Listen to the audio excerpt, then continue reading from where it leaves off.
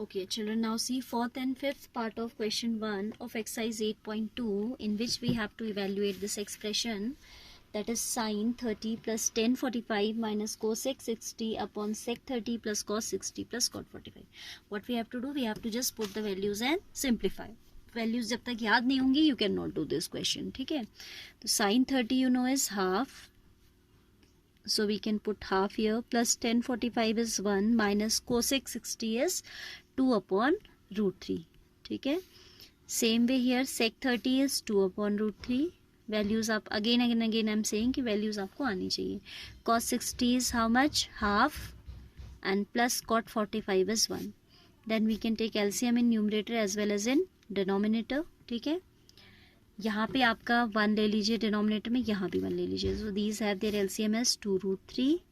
जब इससे डिवाइड करेंगे तो root 3 will be left, root 3 into 1 will be root 3, plus in between 1 से तो ये पूरा ही आएगा, 2 root 3 into 1 is 2 root 3, then minus root 3 will cancel it, 2 2 ज़ा 4. ठीक है, and here in denominator again we have LCM as 2 root 3. Root 3 से कैंसिल करेंगे तो 2 2 ज़ा 4, प्लस 2 से 2 कैंसिल हो जाएगा, root 3 into 1 is root 3 itself, plus 1 into 2 root 3 is 2 root 3. ठीक है, now you can see their denominators are same, so we can cancel them. ठीक है, now what we have, these two are like terms, here these two are like terms, so we can add these. 2 root 3 plus 1 time root 3 will give you 3 root 3 minus 4 to be divided by 3 root 3 plus 4, है ना. 3 root 3 minus 4, 3 root 3 plus 4. So its rationalizing factor will be, sign change कर दीजिए, it will be 3 root 3 minus 4 into 3 root 3 minus 4. Here it will be 3 root 3 plus 4 into 3 root 3 minus 4. ठीक है, rationalizing factor के लिए आप क्या करते हो, if it is under root a plus under root b, you take its rationalizing factor as root a minus root b, so that you obtain the identity a plus b a minus b in the denominator. You can see we have obtained a plus b a minus b. इससे क्या होता है कि squares लग जाते हैं और surds remove हो जाती है. या our objective here is to remove surds from the denominator. जब हम simplify करते हैं तो surds यानी कि ये root वाले numbers को हमें denominator में नहीं छोड़ना होता है. ठीक है, we are not supposed to leave the terms containing surds in the denominator. So in order to simplify, we need to take the rationalizing factor. Find this much. Now in numerator you have a minus b, so you can use the algebraic identity. Which identity is usable here?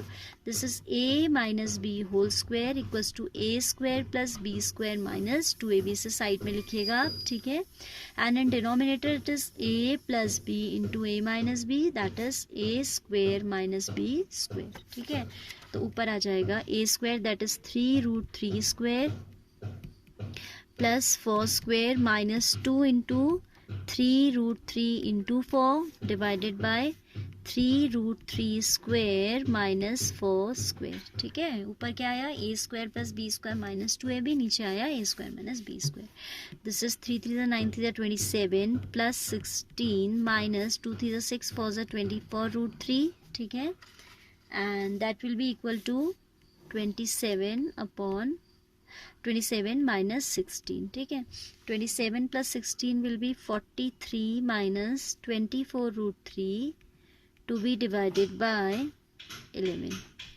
And later on if we want to simplify, तो ऐसा कुछ इसमें है नहीं, ना कुछ common है ना कैंसिलेबल है, तो we can leave this only as the answer. ठीक है, अगर कुछ कॉमन होता है, कैंसिलेबल होता है, तो that we also we need to do.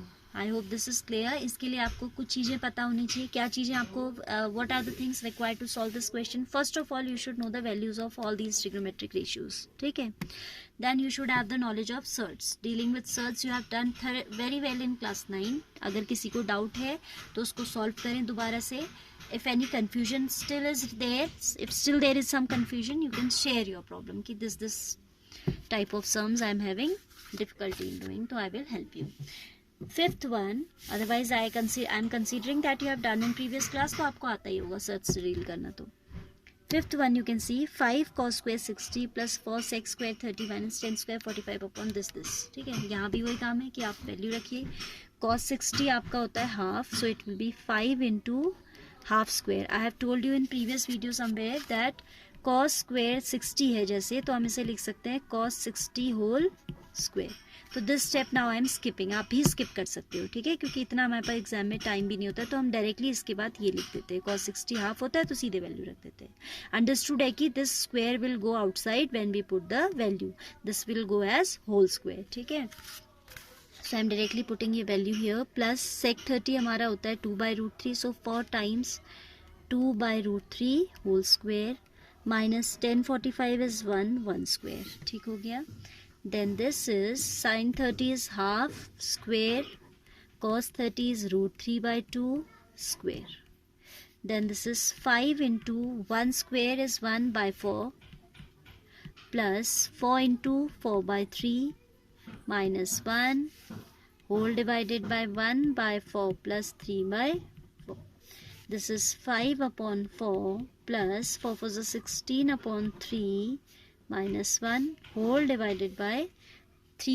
आपको मैंने पहले भी कहीं समझाया तो यहाँ मैं डायरेक्ट लिख दे रही हूँ. 1/4 plus 3/4 is denominator being same. These are like fractions, so directly we can add their numerators. This is 4/4, that is 1. So directly I am writing here 1. अब बस यहाँ थोड़ा काम करना है, ठीक है. 4 and 3 have their LCM 12. 4 3s are 12, 3 5s are 15. 3 4s are 12, 16 4s are 64 minus 12. तो यहाँ बचेगा आपका 3 और ये इसमें ऐड हो जाएगा तो आ जाएगा 67/12 answer. This you can simplify as it is improper fraction, तो थोड़ा और सिंप्लीफाई कर सकते हैं. 12 5 60 होल 7/12, ठीक है. So this way you have to do. Again the main point is you need to know these trigonometric